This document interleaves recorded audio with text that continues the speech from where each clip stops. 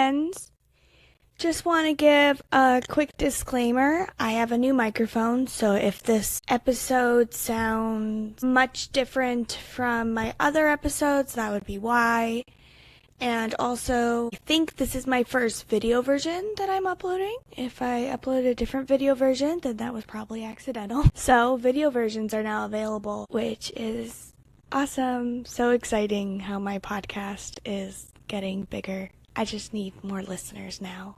So, share with your friends. Okay, let's get to the intro. Hi, I am MK Archlink.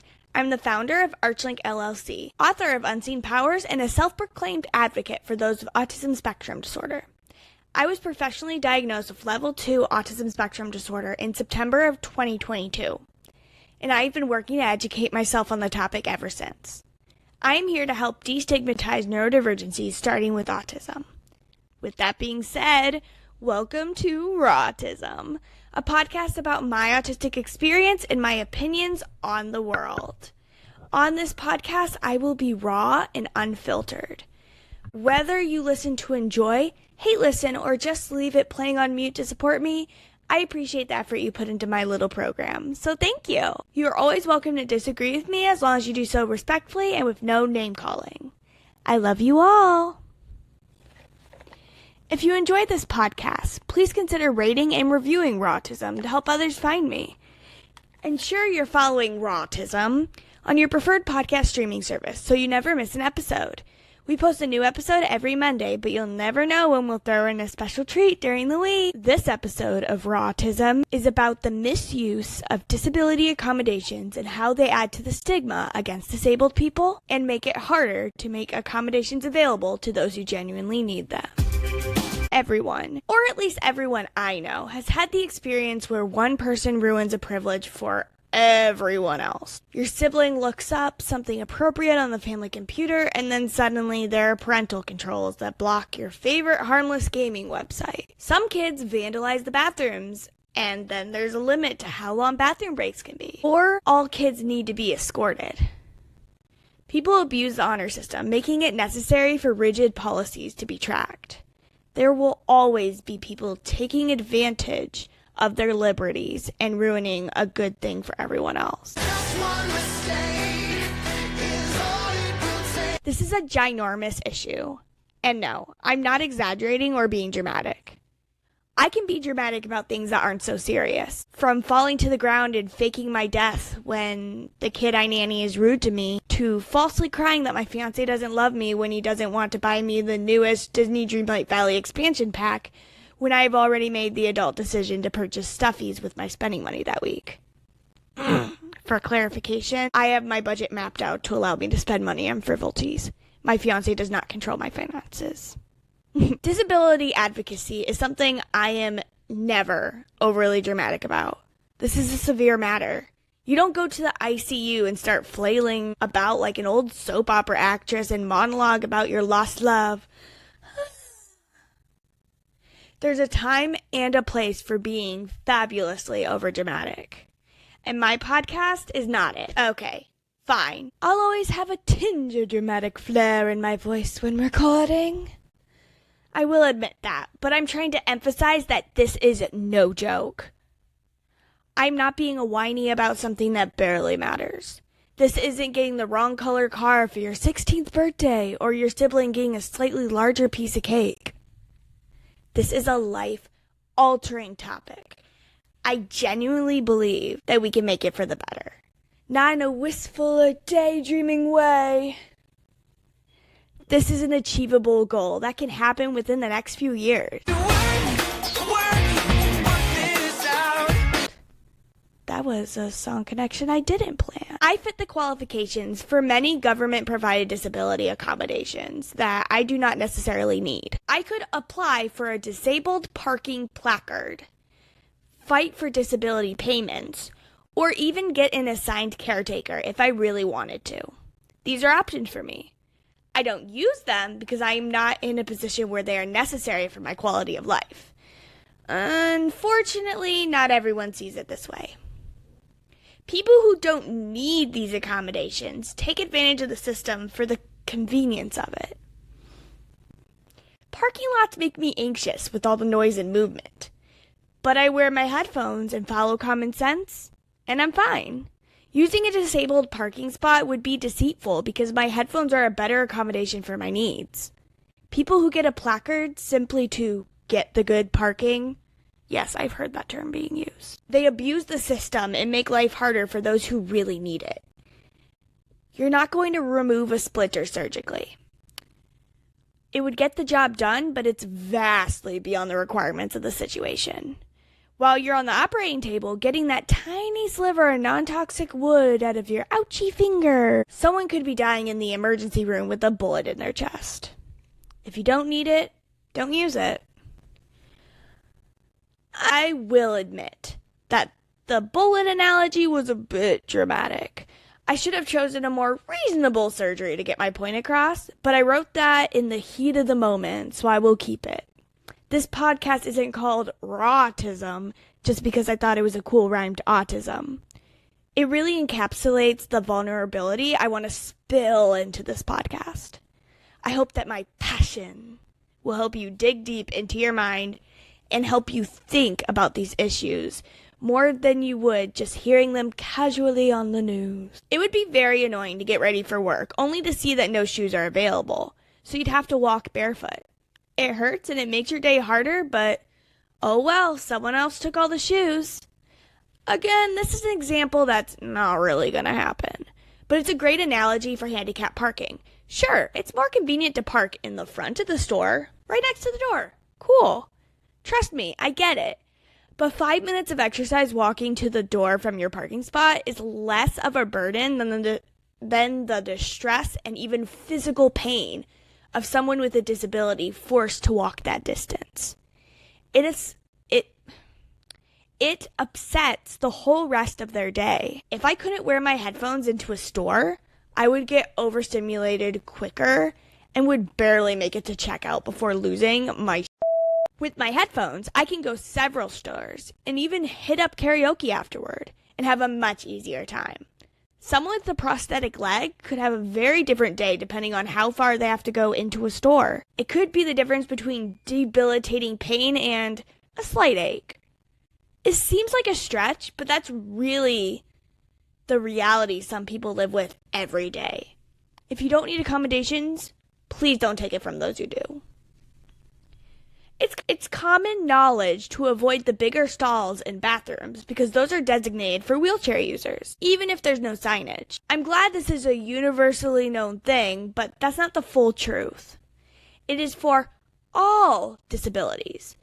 If you have trouble sitting and need the extra handbars they have on the wall, that stall is for you, regardless of wheelchair usage. I personally use it when my anxiety exacerbates my claustrophobia and I'm terrified to close the stall door. It helps me stay calm long enough to pee and get out of there. Some parents with small children with them will use the stall to avoid the kid crawling under the door to get more space. It should be reserved for those that need it.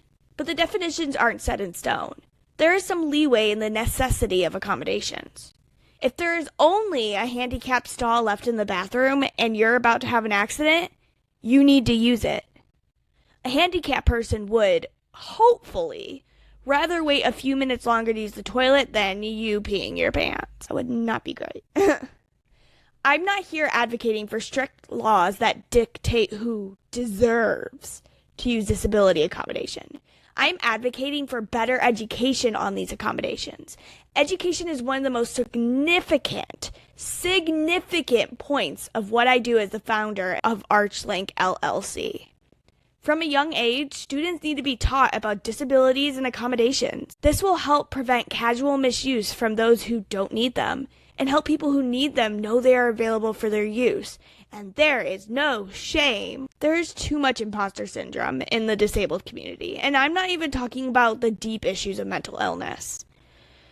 I'm just saying that within people who need these accommodations, there's a deep mentality of feeling like they're taking something that doesn't belong to them. I've seen so many stories of teenagers or younger children needing canes to walk, but can't go out in public in fear that an older person will judge them for taking a walking aid from a senior citizen. There's too much stigma around mobility aids and other disability accommodations, and it makes it so hard for anyone to feel fully confident using their accommodations if they don't fit the stereotype.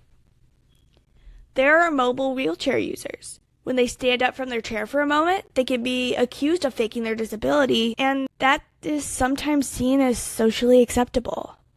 If you don't need a wheelchair, don't use it.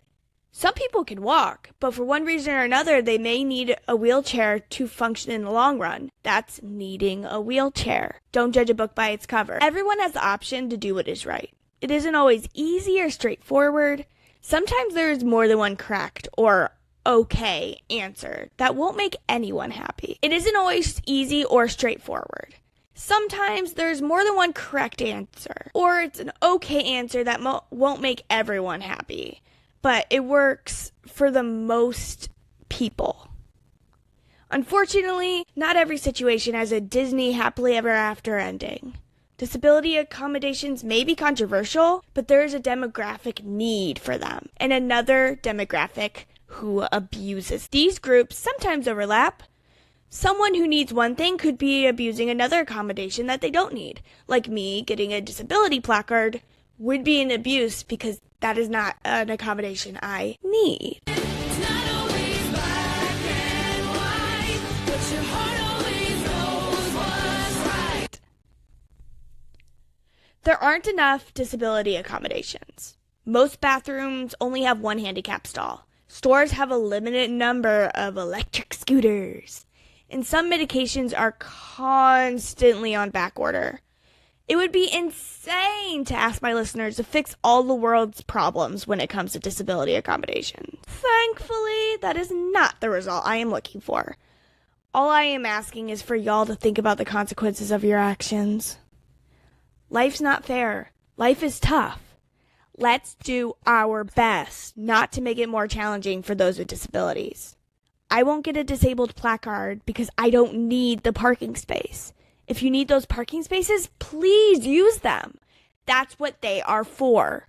But don't be afraid to stand up for what's right. If someone's parked in a disabled parking space without a placard, report them.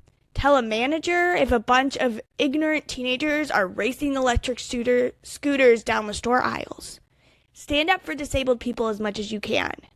Sometimes you might be wrong. The disability placard could have fallen, or the teenagers could all need mobility aids. That seems very unlikely, but you never know.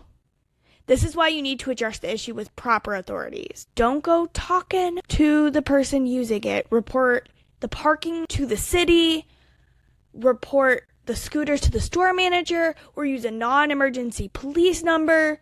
Do the right thing. Again, I do not recommend going up to the person with the mobility device and cussing them out. That's not going to solve anything. Report it. They can see in the best way possible if the person actually needs it, and then if they don't, you did a service.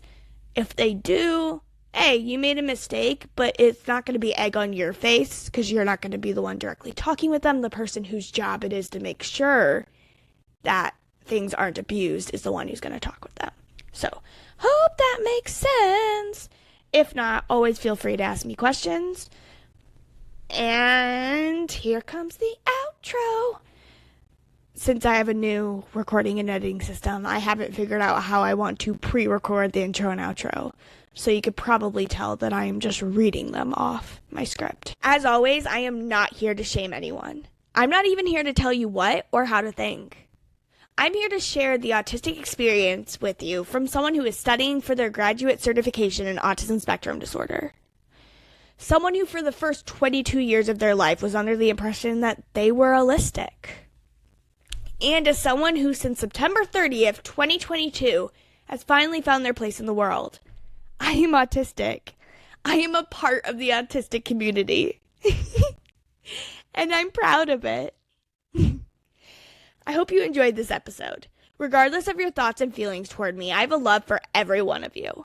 You are wanted by many, you are loved by many, and so many want you to stay in this world. I am one of these manys, and always will be. If you'd like to support this podcast, the description includes links with referral codes to Circle's water bottles, Pair Eyewear's customizable glasses, and my favorite Amazon products. The transcript for this episode can be found for free on my Patreon, which is also linked below. Would you like to see more of me? In that case, visit mkarchlink.com for links to my other content. A new episode of RAW-tism comes out every Monday wherever you get your podcasts. Next week's episode of RAW-tism is posted on Patreon every Tuesday. Karaoke videos are posted on Patreon every Thursday. Lastly, my book, Unseen Powers, is available in hardback, paperback, or digitally through Amazon. Remember to drink water, eat some nummies, and have your best life. Bye! Ooh.